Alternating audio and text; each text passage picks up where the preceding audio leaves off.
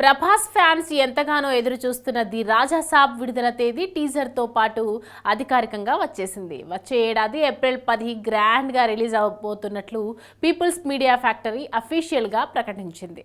దీంతో తేజసజ్జ సంగతి ఏంటనే ప్రశ్నలు వ్యక్తమవుతున్నాయి. ఇదే బ్యానర్లో తేజసజ్జ హీరోగా మిరాయి సినిమా వస్తున్న సంగతి తెలిసిందే.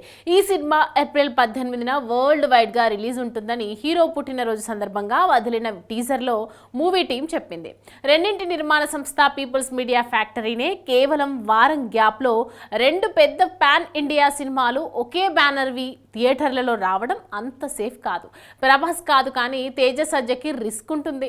ఈ లెక్కన మిరాయి వాయిదా పడినట్లే అని అనుకోవాలి. లేదంటే గత ఏడాది సంక్రాంతికి మైత్రి మూవీ మేకర్స్ ఒక్కరోజు గ్యాప్లో వాల్తేరు వీరయ్య వీరసింహారెడ్డి రిలీజ్ చేసినట్లు పీపుల్స్ మీడియా కూడా చేస్తుందా అనేది వేచి చూడాలి. నిజానికి ది రాజా సాబ్ కన్నా చాలా ఆలస్యంగా మిరాయి మొదలైంది.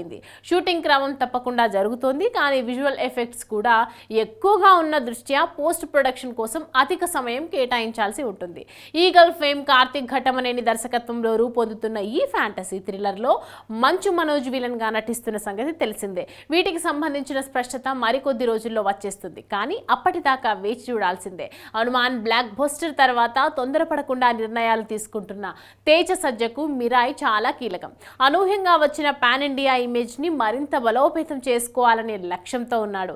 అందుకే ఆలస్యం అవుతుందని తెలిసినా మిరాయికి ఎక్కువ డేట్స్ ఇచ్చి దానికోసమే ఎదురు చూస్తున్నాడు. ఇప్పుడు ది రాజా సాబ్ వల్ల ఇంకా లేట్ అవుతుందా లేక కాస్త ముందుకొచ్చి ఫిబ్రవరి లేదా మార్చి ఆప్షన్లను చూస్తుందా అనేది తెలియాల్సి ఉంది.